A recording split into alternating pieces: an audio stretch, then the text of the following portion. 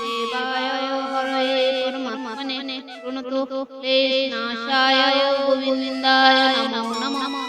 Hello friends, welcome to my channel বৈদিক planet. আশা করি আপনারা সবাই ভালো আছেন, সুস্থ আছেন, শান্তিতে আছেন এবং যে যার নিজের জীবন আনন্দে অতিবাহিত করছেন। বন্ধুরা, আজ আমরা গীতার ত্রয়োদশ অধ্যায়ের প্রথম পর্ব সংক্ষেপে আলোচনা করব। আপনারা যারা আগের ভিডিওগুলি দেখেননি, আমাদের পেজে সার্চ করে ভিডিওগুলি দেখে নেওয়ার অনুরোধ করছি। তো আসুন আলোচনায় প্রবেশ করি। শ্রী ভগবান বললেন, হে কৌন্তেয়, ইদম রূপে কথিত শরীরকে ক্ষেত্র বলা হয় এবং এই ক্ষেত্রকে যিনি জানেন, জ্ঞানী পণ্ডিতগণ তাকে ক্ষেত্রজ্ঞ বলে থাকেন।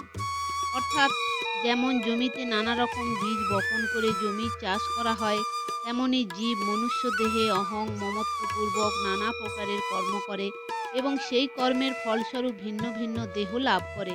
শরীরের সঙ্গে অহং মমত্বপূর্বক মেনে নেওয়া সম্বন্ধকে ছিন্ন করার জন্য প্রথমেই ভগবান শরীরকে নিজের থেকে পৃথক অর্থাৎ ইদম রূপে দেখার জন্য বলেছেন।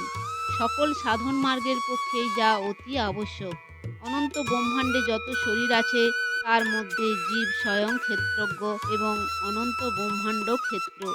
ক্ষেত্রজ্ঞের এক অংশে অনন্ত ব্রহ্মাণ্ড রয়েছে। সাধকের জানা উচিত যে আমি ক্ষেত্র নই, ক্ষেত্র আমার জ্ঞানের অন্তর্গত হয়, অর্থাৎ আমি ক্ষেত্রজ্ঞ। একই চিন্ময় তত্ত্ব ক্ষেত্রের সম্বন্ধে ক্ষেত্রজ্ঞ, ক্ষরের সম্পর্কে অক্ষর, শরীরের সম্পর্কে শরীরী, দৃশ্যের সম্পর্কে দ্রষ্টা, সাক্ষ্যের সম্পর্কে সাক্ষী এবং করণের সম্পর্কে কর্তা বলে অভিহিত হয়। প্রকৃতপক্ষে সেই তত্ত্বের কোনো নাম নেই, তা শুধু অনুভব স্বরূপ। হে ভারতবংশীয় অর্জুন, তুমি এই সমস্ত ক্ষেত্রে ক্ষেত্রজ্ঞ রূপে আমাকেই জেনো। আর ক্ষেত্রজ্ঞের যে জ্ঞান, তাই আমার মতে যথার্থ জ্ঞান। অর্থাৎ ক্ষেত্রের অনন্ত ব্রহ্মাণ্ডের সঙ্গে ঐক্য থাকে, আর ক্ষেত্রজ্ঞের অনন্ত অপার অসীম ব্রহ্মের সঙ্গে ঐক্য থাকে। তাৎপর্য হলো যে ক্ষেত্রজ্ঞ এবং ব্রহ্ম একই। ক্ষেত্রের সম্বন্ধে সেই ক্ষেত্রজ্ঞ এবং সমস্ত ক্ষেত্রের সম্বন্ধ রহিত হলে সেই হলো ব্রহ্ম। অনন্ত ব্রহ্মাণ্ডে নির্লিপ্ত রূপে সর্বত্র পরিপূর্ণ যে চিন্ময় সত্তা, তা হলো ব্রহ্ম এবং যিনি অনন্ত ব্রহ্মাণ্ডের প্রভু, তিনি ঈশ্বর।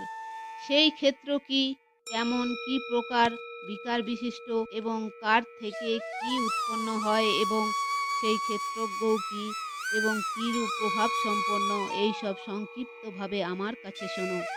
এই ক্ষেত্রজ্ঞের তত্ত্ব ঋষিগণ বিস্তারিতভাবে ব্যাখ্যা করেছেন এবং বেদের ছন্দগুলিতেও নানাভাবে বর্ণিত হয়েছে এবং যুক্তিযুক্ত ও নিঃসন্দিগ্ধ রূপে ব্রহ্মসূত্রের পদসমূহেও এটি আলোচিত হয়েছে। মূল প্রকৃতি, সমষ্টিগত বুদ্ধি, সমষ্টি অহংকার, পঞ্চমহাভূত, 10 ইন্দ্রিয় ও মন এবং পঞ্চেন্দ্রিয়ের 5টি বিষয়, এই হলো 24 তত্ত্ব সম্পন্ন ক্ষেত্র।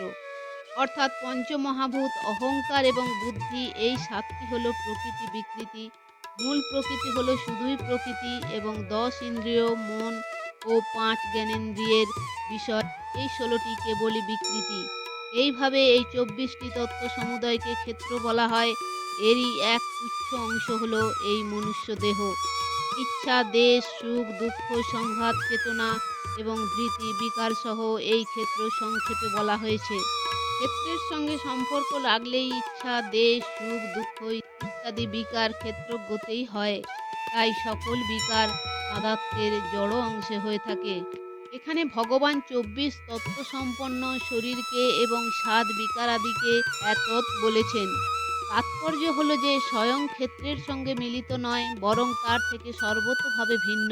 স্থূল, সূক্ষ্ম এবং কারণ, এই 3টি শরীর এত পদের অন্তর্গত হওয়ায় আমাদের স্বরূপ নয়। এখানে বিশেষভাবে লক্ষ্য করার বিষয় হলো যে ভগবান অহংকারের কারণ, মহৎ তত্ত্ব এবং মূল প্রকৃতিকেও যখন এতৎ শব্দের দ্বারা উল্লেখ করেছেন, তখন অহংকারের জন্য এতৎ শব্দ প্রয়োগ করে বলার কি আছে।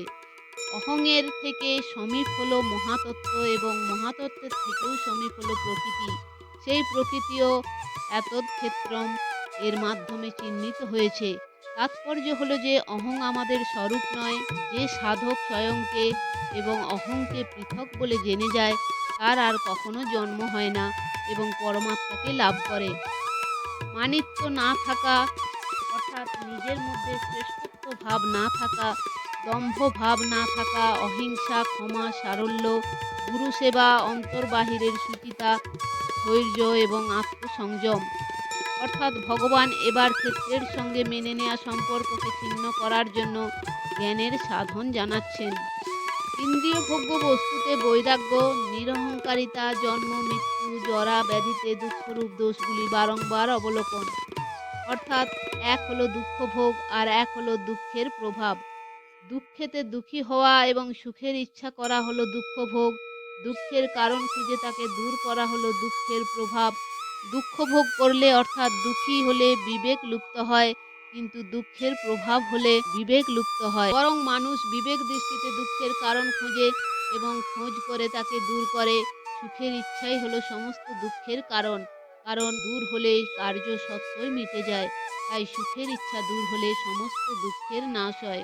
বিষয়ে অনাসক্তি, স্ত্রী পুত্র গৃহাদিতে একাত্ম না হওয়া এবং অনুকূল প্রতিকূল অবস্থায় চিত্তের সর্বদা সমভাব থাকা, অনন্য যোগের দ্বারা আমাতে অব্যভিচারিণী ভক্তি হওয়া, নির্জন স্থানে বাসের স্বভাব থাকা এবং জনসমাগমে প্রীতি উৎপাদন না হওয়া, নিত্য নিরন্তর আধ্যাত্ম জ্ঞানের অনুশীলন, তত্ত্বজ্ঞানের অর্থ হিসাবে পরমাত্মাকে সর্বত্র পরিদর্শন করা, এইগুলিকে জ্ঞান বলা হয়।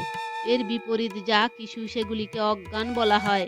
অর্থাৎ ক্ষেত্রজ্ঞ বিভাগের জ্ঞান প্রদানকারী হওয়ায় এই 20টি সাধনকেও জ্ঞান নামে বলা হয়েছে। এই বিপরীতগুলি হলো অজ্ঞান। সাধনা না করলে মানুষ জ্ঞানের কথা শিখে গেলেও তা অনুভব করতে পারে না।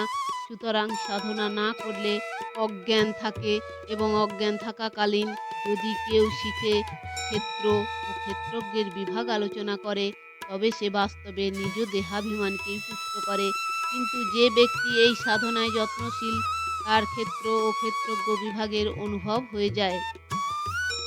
যা জ্ঞাতব্য তা আমি উত্তম রূপে জানাচ্ছি। যা জ্ঞাত হলে মানুষ অমৃতত্ব লাভ করবে। সেই জ্ঞেয় তত্ত্ব অনাদি ও পরম ব্রহ্ম। তাকে সত বলা যায় না, আবার অসত বলা যায় না। অর্থাৎ সেই সমগ্র পরমাত্মাকেই গীতায় 3 প্রকারে বর্ণনা করা হয়েছে। পরমাত্মা সৎসচ্চাহম। পরমাত্মা সৎ ও অসৎ উভয়ই এবং সৎ ও অসতের অতীত। পরমাত্মা সৎও নয়, অসৎও নয়। এর তাৎপর্য হলো অনির্বচনীয় পরমাত্মা তত্ত্ব ব্যতীত আর কিছু নেই। তা সর্বতোভাবে মন, বুদ্ধি, বাণীর অতীত। তাই তার বর্ণনা করা যায় না, কিন্তু তাকে লাভ করা সম্ভব। পরমাত্ম তত্ত্বকে অসতের তুলনায় সৎ, জড়ের তুলনায় চেতন, বিকারের অপেক্ষা নির্বিকার, একদেশীয়র তুলনায় সর্বদেশীয়, নেই অপেক্ষা আছে, গুণাদির তুলনায় সগুণ নির্গুণ, আকারের অপেক্ষায় সাকার নিরাকার, অনেকের তুলনায় একক, প্রকাশ্যের অপেক্ষা প্রকাশক, বিনাশশীলের তুলনায় অবিনাশী ইত্যাদি বলা হয়। কিন্তু প্রকৃতপক্ষে সেই তত্ত্বে কোনো শব্দই প্রয়োগ করা যায় না, কারণ সমস্ত শব্দেরই প্রয়োগ সাপেক্ষে এবং প্রকৃতির সম্বন্ধে হয়, কিন্তু তত্ত্ব নিরপেক্ষ এবং প্রকৃতির অতীত। দেশ, কাল, বস্তু, ব্যক্তি, অবস্থা, গুণ ইত্যাদি নিয়েই সংজ্ঞা সৃষ্টি হয়। পরমাত্মাতে দেশ, কাল ইত্যাদি নেই, তাহলে তা কিসের সংজ্ঞা? তাই এখানে বলা হয়েছে সেই তত্ত্বকে সৎ বা অসৎ কোনো কিছুই বলা যায় না। পরমাত্ম তত্ত্বের আদি নেই, যা সর্বদাই আছে, তার আদি কিসের? তাই সব অপর, তিনি পর। আদি, অনাদি, পর, অপর ইত্যাদির ভেদ প্রকৃতির সম্বন্ধে হয়ে থাকে। সেই তত্ত্ব আদি, অনাদি, পর, অপর, সৎ, অসৎ ইত্যাদি থেকেও অনুপম। এইভাবে ভগবান জ্ঞেয় তত্ত্বের বর্ণনা করায় যে কথা বলেছেন তা প্রকৃতপক্ষে বর্ণনা নয়, বরং তা হলো লক্ষক, অর্থাৎ লক্ষ্যের দিকে দৃষ্টি করানো। এর তাৎপর্য জ্ঞেয় তত্ত্বের দিকে লক্ষ্য করানো, কেবলমাত্র বর্ণনা করা নয়। তাই সাধকেরও লক্ষকের দৃষ্টিতেই বিচার করা উচিত। তো বন্ধুরা, আজ এই পর্যন্তই। যদি ভিডিওটি ভালো লেগে থাকে তাহলে লাইক, কমেন্ট এবং শেয়ার করে আপনার প্রিয় মানুষদেরও দেখার সুযোগ করে দেবেন। আর এই ধরনের আরও নতুন নতুন ভিডিও দেখার জন্য চ্যানেলটি সাবস্ক্রাইব করে পাশে থাকা বেল আইকনটি প্রেস করে দেবেন পরবর্তী ভিডিওর নোটিফিকেশন পাওয়ার জন্য। সবাই ভালো থাকবেন, সুস্থ থাকবেন, আনন্দে থাকবেন।